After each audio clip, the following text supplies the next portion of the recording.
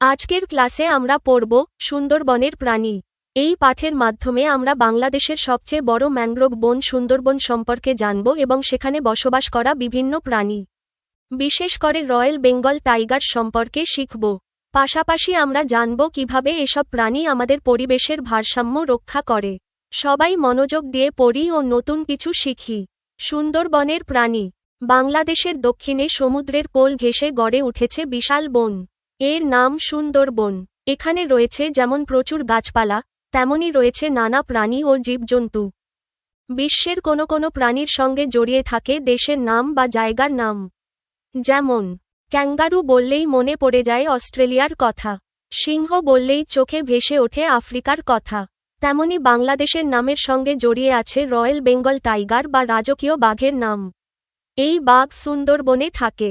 Royal Bengal tiger দেখতে যেমন সুন্দর, তেমনি আবার ভয়ঙ্কর। এর চালচলনও রাজার মতো। সুন্দরবনের ভেজা স্যাঁতস্যাঁতে গোলপাতার বনে এ বাঘ ঘুরে বেড়ায়, শিকার করে জীবজন্তু। সুযোগ পেলে মানুষও খায়। একসময় সুন্দরবনে ছিল চিতাবাঘ ও ওলবাঘ, কিন্তু এখন আর এসব বাঘ দেখা যায় না। সুন্দরবনের রয়্যাল বেঙ্গল টাইগার বাংলাদেশের অমূল্য সম্পদ। এই বাঘকে বিলুপ্তির হাত থেকে আমাদের বাঁচাতে হবে। সুন্দরবনে বাঘ ছাড়াও আছে নানা রকমের হরিণ। কোনোটার বড় বড় শিং, কোনোটার গায়ে ফোঁটা ফোঁটা সাদা দাগ। এদের বলে চিত্রা হরিণ। একসময় সুন্দরবনে প্রচুর গন্ডার ছিল, ছিল হাতি ও বুনো শুয়োর। এখন এসব প্রাণী আর নেই, তবে আমাদের দেশের রাঙামাটি আর বান্দরবনের জঙ্গলে হাতি দেখতে পাওয়া যায়। যে কোনো দেশের জন্যই জীবজন্তু, পশু পাখি এক অমূল্য সম্পদ। যে দেশে যেমন আবহাওয়া ও জলবায়ু, সে দেশে তেমন উপযোগী প্রাণী বাস করে। একটু লক্ষ্য করলেই দেখা যাবে, পৃথিবীতে অপ্রয়োজনীয় প্রাণী বা বৃক্ষলতা বলতে কিছুই নেই। একসময় আমাদের দেশে প্রচুর শকুন দেখা যেত। এরা উড়ে বেড়াত আকাশের অনেক উপর দিয়ে, বাসা করত গাছের ডালে। মানুষের পক্ষে যা ক্ষতিকর, সেই সব আবর্জনা শকুন খেত এবং পরিবেশকে পরিচ্ছন্ন রাখত। শকুন দেখতে সুন্দর নয়, তবে মানুষের অনেক উপকার করে। কিন্তু শকুন এখন বাংলাদেশে বিলুপ্তপ্রায় পাখি, প্রাণী, বৃক্ষলতা সব কিছুই প্রকৃতির দান। পশু পাখি ও জীবজন্তু প্রাকৃতিক পরিবেশের সঙ্গে মিলেমিশে থাকে। এদের ধ্বংস করতে নেই। ধ্বংস করলে নেমে আসে নানা বিপর্যয়, বন্যা, খরা, ঝড় ইত্যাদি। বুনো শুয়োর অতীতে সুন্দরবন আরও অনেক বড় ছিল।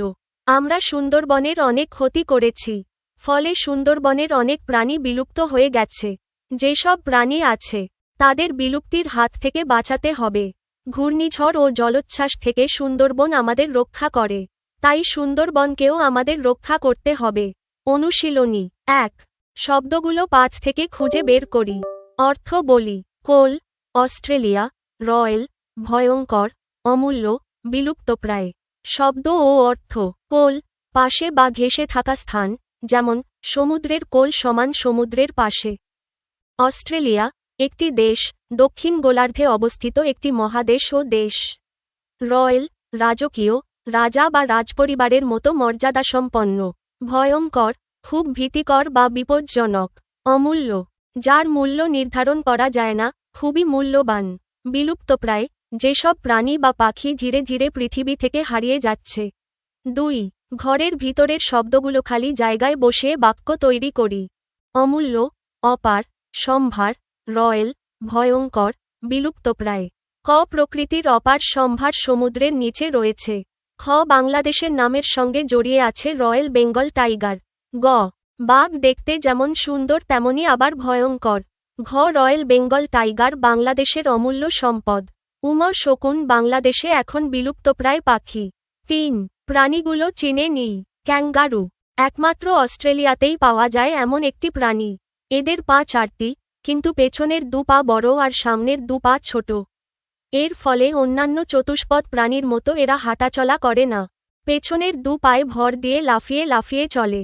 ক্যাঙ্গারু তার বুকের নিচে থাকা থলিতে বাচ্চা রাখে। চিতাবাঘ, এক প্রকার বাঘ।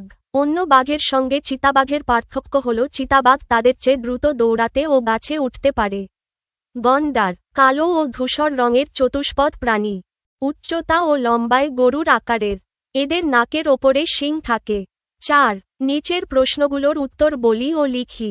ক. ক্যাঙ্গারু ও সিংহ বললেই কোন কোন দেশের কথা মনে পড়ে? খ. বিভিন্ন ধরনের বাঘ সম্পর্কে তুমি যা জান লেখো। গ দেশের জন্য পশু পাখি জীবজন্তু কি উপকার করে তা নিজের ভাষায় লেখো। ঘ শকুন কিভাবে মানুষের উপকার করে। উম পশু পাখি জীবজন্তু না থাকলে প্রকৃতির কি বিপর্যয় ঘটবে বলে তোমার মনে হয়। ক ক্যাঙ্গারু ও সিংহ বললেই কোন কোন দেশের কথা মনে পড়ে।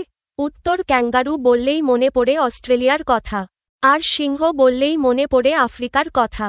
খ বিভিন্ন ধরনের বাঘ সম্পর্কে তুমি যা জান লেখো। উত্তর পৃথিবীতে নানা ধরনের বাঘ আছে, যেমন রয়্যাল বেঙ্গল টাইগার বাংলাদেশ ও Bharat, Siberian tiger Russia, Indo Chinese tiger, Malayan tiger, Sumatran tiger. Royal Bengal tiger সুন্দরবনে থাকে এবং এটি বাংলাদেশের জাতীয় প্রাণী। দেখতে সুন্দর কিন্তু অত্যন্ত ভয়ঙ্কর। গ দেশের জন্য পশু পাখি জীবজন্তু কি উপকার করে তা নিজের ভাষায় লেখো। উত্তর পশু পাখি ও জীবজন্তু পরিবেশের ভারসাম্য রক্ষা করে, যেমন শকুন পরিবেশ পরিষ্কার রাখে, মৌমাছি ফুলে পরাগায়ন করে, পাখি ও বন্য প্রাণী বনের বীজ ছড়িয়ে দেয়। এদের ছাড়া প্রকৃতি অচল। তারা কৃষি, জলবায়ু ও বন রক্ষায় সাহায্য করে। ঘ শকুন কিভাবে মানুষের উপকার করে। উত্তর শকুন মৃত প্রাণীর মাংস খেয়ে পরিবেশ পরিষ্কার রাখে। এরা রোগ ছড়াতে বাধা দেয় এবং আবর্জনা খেয়ে দূষণ কমায়। ফলে শকুন পরিবেশের জন্য অনেক উপকারী। উম পশুপাখি জীবজন্তু না থাকলে প্রকৃতির কি বিপর্যয় ঘটবে বলে তোমার মনে হয়। উত্তর পশু পাখি ও জীবজন্তু না থাকলে পরিবেশের ভারসাম্য নষ্ট হবে, বন্যা, খরা, ঝড় বেশি হবে, মাটি উর্বরতা হারাবে, ফসল নষ্ট হবে, গাছপালা কমে যাবে, মানুষকেও অনেক বিপদের মুখোমুখি হতে হবে। তাই তাদের রক্ষা করা খুব দরকার। 5 নিচের বাক্য দুটি পড়ি। মানুষের পক্ষে যা ক্ষতিকর সেই সব আবর্জনা শকুন খেয়ে ফেলে। সেই সত্যিকার অর্থে মানুষের উপকার ছাড়া অপকার করে না। উপরের বাক্য দুটিতে অনেক শব্দ ব্যবহৃত হয়েছে। বাক্যে ব্যবহৃত প্রতিটি শব্দই এক একটি পদ। শকুন বিশেষ্য পদ, ক্ষতিকর বিশেষণ পদ, সেই সর্বনাম পদ, খায় ক্রিয়াপদ, ছাড়া অব্যয় পদ। পদ 5 প্রকার: বিশেষ্য, বিশেষণ, সর্বনাম, ক্রিয়া, অব্যয়। নিচের বাক্যগুলো থেকে বিশেষ্যপদ খুঁজে বের করো। সুন্দরবনে বাঘ ছাড়াও আছে নানা রকমের হরিণ। কোনোটার বড় বড় শিং, কোনোটার গায়ে ফোঁটা ফোঁটা সাদা দাগ। এদের বলে চিত্রা হরিণ। নিচের বাক্যগুলো থেকে বিশেষ্যপদ নামবাচক শব্দগুলো হল সুন্দরবন, বাঘ, হরিণ, শিং, গা, দাগ, চিত্রা হরিণ।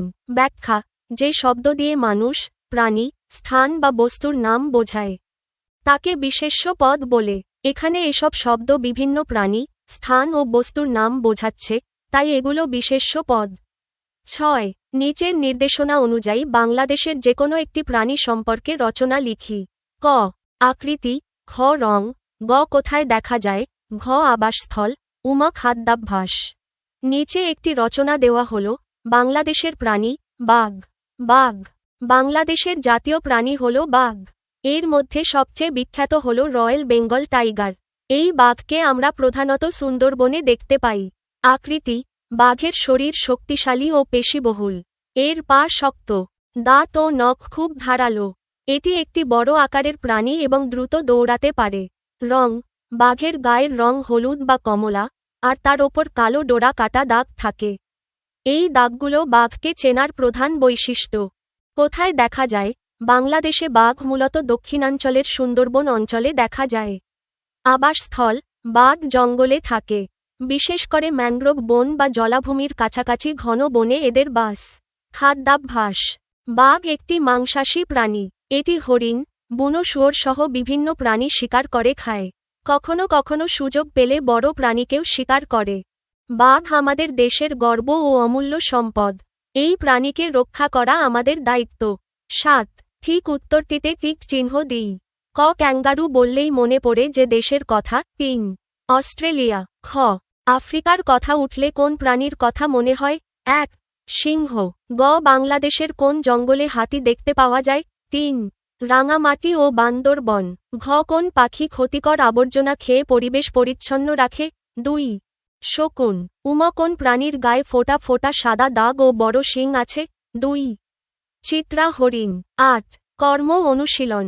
আমি এমন প্রাণীদের একটি তালিকা তৈরি করি যাদের নাম শুনেছি কিন্তু চোখে দেখিনি। পড়ে শ্রেণীর সবার সাথে তা মিলিয়ে দেখি। ক্যাঙ্গারু, উট, পেঙ্গুইন, কোয়ালা, নীল তিমি, ধ্রুবীয় ভালুক, পোলার বেয়ার, লেমুর, অ্যালিগেটর, কুমির, অক্টোপাস, ডলফিন, হাঙর আমরা বই বা টিভিতে দেখলেও বাস্তবে সহজে দেখি না। আপনারা আমাদের ভুলগুলো কমেন্টে জানাতে পারেন। যদি উপকৃত হন তবে সাবস্ক্রাইব করুন, ভিডিওটি শেয়ার করুন এবং বন্ধুদের সঙ্গে জানিয়ে দিন। আমাদের আয়োজন এমনভাবে পরিকল্পনা করা হয়েছে যাতে শিক্ষার্থীরা কোনো গাইড বই ছাড়াই নিজস্বভাবে আনন্দের সঙ্গে শিখতে পারে এবং জ্ঞান অর্জন করতে পারে। ধন্যবাদ।